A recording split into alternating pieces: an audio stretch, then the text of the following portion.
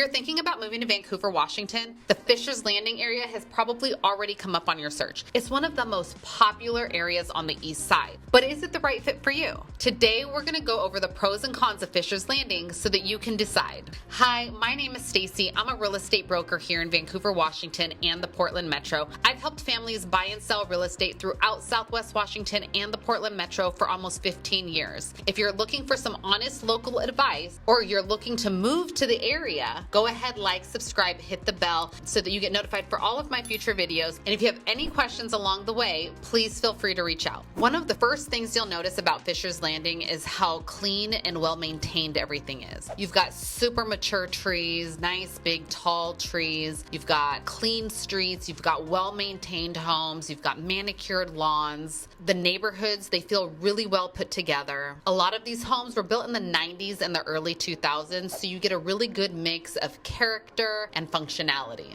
So location is a huge win here. You're really close to major roads like 164th and Mill Plain. You have really quick access to Portland, so if you're looking to travel over the bridge, you can literally get to Portland within 7 minutes. Plus, you've got everything nearby. You've got your restaurants, your grocery stores, your retail stores, your coffee shops, your gyms. You're not driving 20 minutes to run your day-to-day errands, which is a huge deal for day-to-day life. Also, Fisher's Landing is great for families. Super family-friendly neighborhoods. You've got kids playing outside, people walking their dogs, the neighbors are all talking to each other. You've got lots of parks, walking trails, really strong sense of community. And the schools are a big draw too, which is one of the main reasons people specifically target this part of Vancouver. And from a real estate perspective, Fisher's Landing tends to hold its value really well. Because it's so established and consistently in demand, homes don't sit very long when they're priced right. So if you're thinking your forever home or if you're just looking for a solid investment, either way, it's a really solid area to purchase. Okay, so now for the cons. Fisher's Landing is not new construction. Now, depending on what you're looking for, this could be a downside. If you want a brand new, modern, super updated, open concept type home, you might not find a ton of that here unless it's been remodeled. A lot of homes here are a little older, so you might be looking at some cosmetic updates like kitchen, flooring, paint. Another thing to be aware of is the traffic during peak hours. Especially around 164th and Southeast Mill Plain. During the peak hours, it can get pretty busy. It's not anything crazy like what you might see in big cities, but it's definitely something you're gonna notice when you're commuting every single day or out running errands during those times. And compared to some other higher end areas like Camas, you're not gonna get a whole lot of the custom built or super unique layouts here. A lot of the Fisher's Landing neighborhoods have a very similar feel.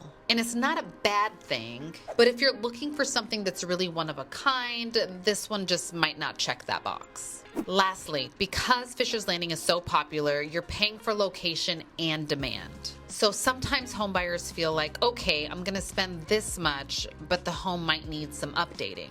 That's just part of being in a highly desirable area. Now, whether this is a pro or a con will be up to you, but a lot of the subdivisions in Fisher's Landing may not allow rentals. They have a lot of strict HOAs, not all of them. I wanna say at least 85% of Fisher's Landing is not gonna allow rentals. The bright side to that is, you have a lot of homeowners who show pride in ownership and, the HOA makes sure that neighborhoods are taken care of. The downside to that is if you're looking for investment properties or you've lived in your home and you'd like to turn it into an investment property, that may not be allowed. Also, having strict HOAs, sometimes people just don't want to live by the rules. So you have to decide whether or not having an HOA or living in an area that doesn't allow rentals is going to be something that you want. So overall, Fisher's Landing is a super solid choice if you want convenience, if you want family-friendly community and long-term value. But like any area, it's going to come down to what matters most to you. If you're thinking about making a move to Vancouver, Washington, and you have questions about the Fisher's Landing neighborhood, please feel free to reach out. I'd love to help. And if you found this video helpful, make sure to like, subscribe, and I'll see you on the next video.